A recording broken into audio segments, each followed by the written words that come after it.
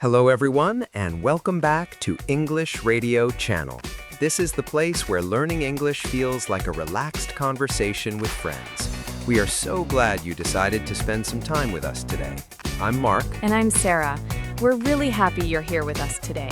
Grab a cup of coffee or tea, or just relax on your sofa. Before we begin today's topic, I want to ask you something honest, and I want you to really think about it. Oh, wow. Starting with a serious question already? Yes, I think it is an important one. Think about this. How many times did you want to speak English? Maybe in your English class, at your job, or even just online, but you stayed quiet. You closed your mouth because you thought, what if people judge me? Yes, maybe you had the exact words in your head. You knew exactly what you wanted to say. For example, maybe you went to a cafe. You wanted to order a special drink. You practiced in your head. I would like a large coffee with hot milk and a little bit of sugar, please. You repeated it 3 times. But then you walked up to the person working there. Suddenly, your heart started beating faster. Your hands felt hot. You checked every sentence in your mind. Is my grammar correct? Will my accent sound strange? Will they laugh at me? So, instead of speaking your long, perfect sentence, you just smiled, nodded, pointed at the menu, and said, "Black coffee, please," because it was short and safe. Or maybe it happens at work. Your boss asks a question in a meeting. You know the answer. You have a great idea, but you stay silent. You just let someone else talk. Then later, maybe on the bus ride home or when you're lying in bed at night, your brain replays the moment like a movie, and suddenly you think, why didn't I say it? I had something really good to say. And, of course, the best speech always comes later when you're taking a shower. Yes, you stand there talking to the shampoo bottle like a motivational speaker. Exactly. The shampoo bottle is the best audience ever. It never judges your grammar. If this situation sounds familiar to you, please stay with us today. You are not alone. Today, this episode is especially for you. Today, we're talking about something many language learners struggle with all over the world: how to stop worrying so much about what other people think. Because when you stop worrying about that, something truly amazing happens. You finally start using your voice. You start showing the world who you really are. And this is not only about speaking English. This happens in many parts of life. This fear happens when you want to wear clothes that are a little bit different. Or when you want to share your true opinion about a movie. Or when you want to post a picture or an honest thought online. Or even when you want to try a new hobby like dancing or painting. Instead of asking yourself the most important question, do I like this? You ask a dangerous question. What will people think of me? And slowly, day by day, year by year, that question can make your world smaller. It puts you in a tiny box. A friendly reminder. By the way, before we go deeper, today's episode is designed for B1 intermediate learners. We speak at a natural but clear pace. But if your level is A2, please don't worry. You can still listen and enjoy the story. Don't turn the podcast off. If some parts feel difficult or you hear words you don't know, that's completely okay. Just relax, listen to the rhythm of the language, and you can always listen again later. Your brain learns English step by step. You don't need to understand every single word to understand the message. Let's talk about what actually happens in our bodies when we feel this fear of being judged, because it's not just in our minds, right, Sarah? Oh, absolutely not. It is a physical reaction. When I feel judged, my face gets very hot. I know I'm turning red. It makes me feel completely flustered. Wait. Flustered. Let's pause right there. That is a fantastic word for our listeners. Flustered. What does that mean? When you feel flustered, it means you're feeling nervous, confused, and a little bit embarrassed all at the same time. You lose your calm. If you drop your papers on the floor in front of everyone and try to pick them up quickly while people look at you, you feel flustered. That is a great explanation. When you're trying to speak English and you forget a simple word, you can get very flustered. Exactly. And when you're flustered, your mind goes completely blank. You forget words you've known for years. I remember wanting to say the word apple once in a Spanish class, and because I was so nervous about the teacher looking at me, my mind went blank. I couldn't remember the basic word for apple. And then we feel angry at ourselves, which makes it even harder to speak the next time. Let's step back and look at where this begins, because let's be honest, this fear of being judged usually doesn't appear suddenly when we're adults. It often begins much earlier in life. Exactly. Many times it starts at school. School can be a tough place. Maybe you answered a question in class and you pronounced a word wrong and someone laughed. I have a personal story about this. When I was 10 years old, I had to read a poem in front of the whole school. I was reading a word that spelled I-S-L-A-N-D. Oh no, I think I know where this is going. Yes, the word is island. The S is silent, but I had only ever read the word in books. I had never heard anyone say it. So into the microphone, in front of 200 kids, I said island. Oh, Mark, you must have been absolutely mortified. Mortified. Yes, let's explain that word for our listeners because it's perfect here. If you are mortified, it means you are extremely embarrassed, more than just a little shy. You feel so embarrassed you want the floor to open up and swallow you. I was mortified. The older kids laughed. For those older kids, it was only a small moment. They probably forgot about it 10 minutes later when they went to play football. But for you, that memory stayed. It really did. Sometimes those memories linger in our minds for years. Let's highlight that word too, linger. When something lingers, it stays longer than expected. It refuses to leave. Exactly. A strong smell of perfume in a room can linger, a beautiful sunset can linger in the sky, and a negative memory or a sentence someone said years ago can still linger in your mind. And here's the most interesting and maybe the saddest part about this fear. That fear doesn't stay only in one place.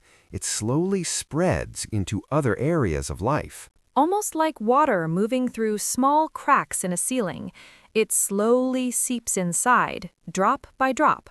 That's a brilliant image. Let's explain the word seep.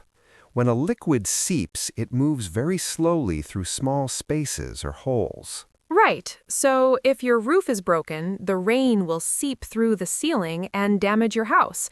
In the same way, a small bad experience at school can seep into your adult life. It seeps into your work life, it seeps into your relationships, it seeps into your overall confidence. And suddenly, your brain creates a new rule to protect you. Your brain thinks, attention is dangerous, speaking loud is risky. Because your brain wants to keep you safe. It remembers that you felt mortified, and it says, we must never let that happen again, so we will just stay quiet. By trying to stay safe, you begin to sabotage your own progress. Sabotage, another excellent word for the vocabulary list.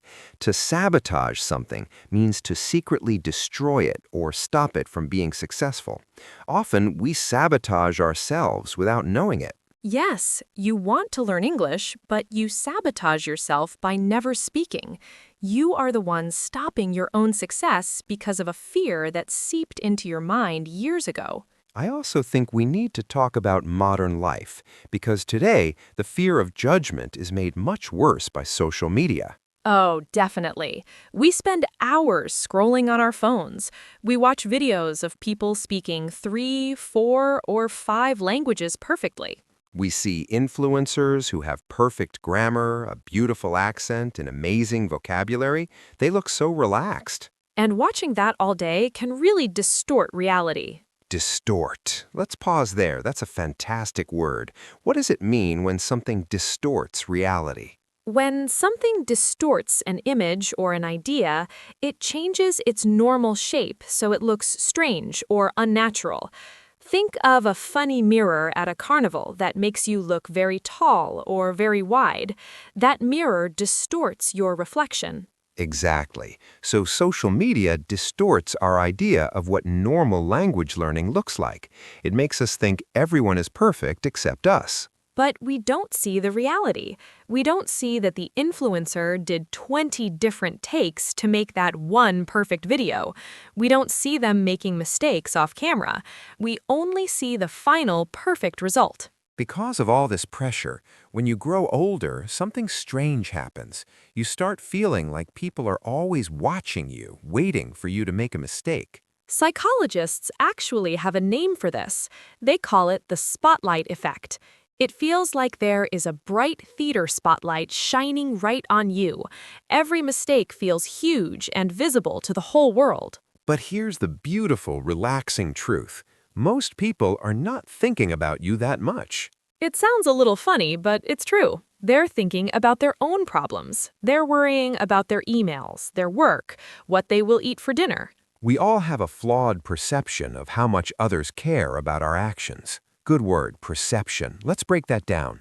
Your perception is the way you see, understand, or interpret things. Yes, your perception is your personal view of reality, and our perception tells us everyone is staring at my bad grammar, but the actual reality is everyone is staring at their own shoes, worrying about their own lives. In their mind, you are not the main character of the movie. You are maybe just an extra, someone walking past in the background. Next time you feel nervous about speaking English, try telling yourself this simple sentence: I am not the main movie in their mind.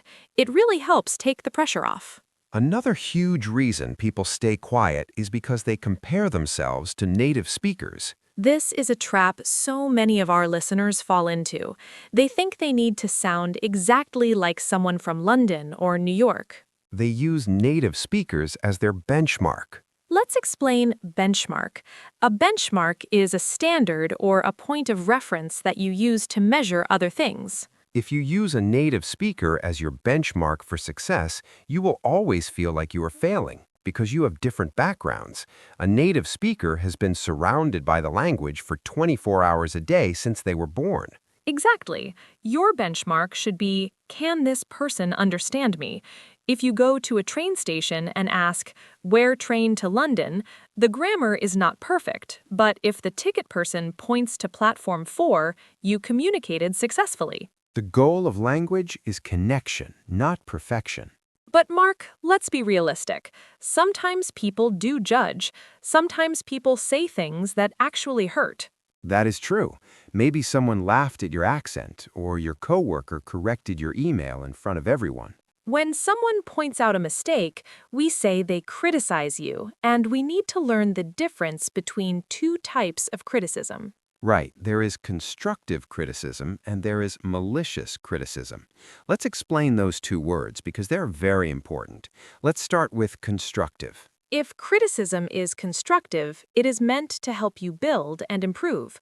For example, if your teacher gently says, in English, we say he goes instead of he go, that is constructive. They want you to succeed. But if criticism is malicious, it means the person wants to cause harm or hurt your feelings. If someone laughs and says, you sound stupid, that is malicious. And here's a secret about malicious people. Someone who laughs at your English might actually be deeply insecure themselves. They might be afraid to speak another language, so they pull you down to feel better. So what do we do with those malicious negative comments? One helpful idea is learning to brush them off. Nice expression.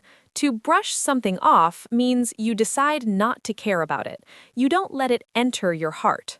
I love that image. The comment happened, the dust fell, but you brush it off and you keep walking. It does not define who you are. There is another big trap we create for ourselves: perfection. Yes, I hear this from students all the time. They say, Sarah, I will start speaking English in meetings when my English is perfect. I just need to study grammar for 2 more years and then I will talk. But think about that logic. How can you become good at speaking without actually speaking? It's impossible. It's like saying, I will jump into the swimming pool and learn to swim, but only after I already know how to swim perfectly. Exactly. You can read 10 books about swimming. You can watch 100 YouTube videos about how to move your arms. But until you get in the water and swallow some water by accident, you are not swimming. Learning always looks messy at the beginning. You will mix up the past tense, you will use the wrong vocabulary word. That's normal. A messy beginning is proof that you are trying. Many people believe confidence is something you're born with. They look at someone speaking confidently and think, wow, they're so lucky. I wasn't born like that. But actually, confidence is not a personality trait you were born with. Confidence is like a muscle. Just like going to the gym. If you want big muscles, you don't lift a 100-kilo weight on the first day. You start with small weights. Each small, brave action you take is like a workout for your confidence muscle. Say hello to someone in English. That is one workout. Ask a simple question in a shop. That is another workout. Leave a comment in English on a YouTube video. Every time you do that, you build confidence. Little by little, you create momentum. Ooh, momentum. Great word to react to. What does momentum mean? Momentum is the force that keeps things moving forward faster and easier. If you push a heavy ball down a hill, it starts slowly, but then it gathers momentum and goes faster and faster. Yes. Once you take a few small, brave steps, it becomes easier to take bigger ones. You build momentum in your language learning journey. Before we review our vocabulary, I want to share a trick that helped me personally when I was learning French. Instead of asking my brain, what if I fail? I tried to ask, what might I learn? Wow, that small shift changes everything. It really does. Now, speaking English isn't a dangerous test where you can fail. It becomes an experiment. Like a scientist in a laboratory testing something. A scientist isn't embarrassed if an experiment doesn't work perfectly the first time. They just write down the results. Exactly. You try to order the coffee. You observe what happens. Did they understand you? Yes. Great. No? Okay, what can I change next time? Even if the conversation feels a bit awkward, you still gain experience. You learn a new word, you practice your pronunciation, and that is progress. All right, we covered a lot of deep topics today. Before we finish today's episode, let's review some of the fantastic vocabulary we talked about. Take a deep breath, relax your shoulders, and listen. Here is our word tour for today. Flustered, meaning feeling nervous, confused, and embarrassed, usually when trying to do something quickly. I felt flustered when I dropped my phone during the quiet meeting. Mortified, meaning extremely embarrassed, feeling like you want to disappear. He was mortified when he realized he had been pronouncing his boss's name wrong for a week. Linger, meaning when something stays longer than expected, like a smell or a memory. That unkind comment from school still lingers in my mind. Seep, to move slowly through small spaces like water through a crack. If we aren't careful, fear can seep into many areas of our life. Sabotage, to secretly destroy something or stop it from succeeding. She sabotaged her own chances by not going to the interview. Distort, to change the shape of reality so it looks unnatural or false. Social media can distort our idea of what perfect English looks like. Perception, the way you personally see, interpret, or understand the world. Her perception was that everyone was judging her, but they were actually just tired. Benchmark, a standard point of reference used to measure success. Do not use a native speaker as the benchmark for your own progress. Constructive criticism, feedback that is meant to be helpful and build you up. The teacher gave me constructive criticism on my essay.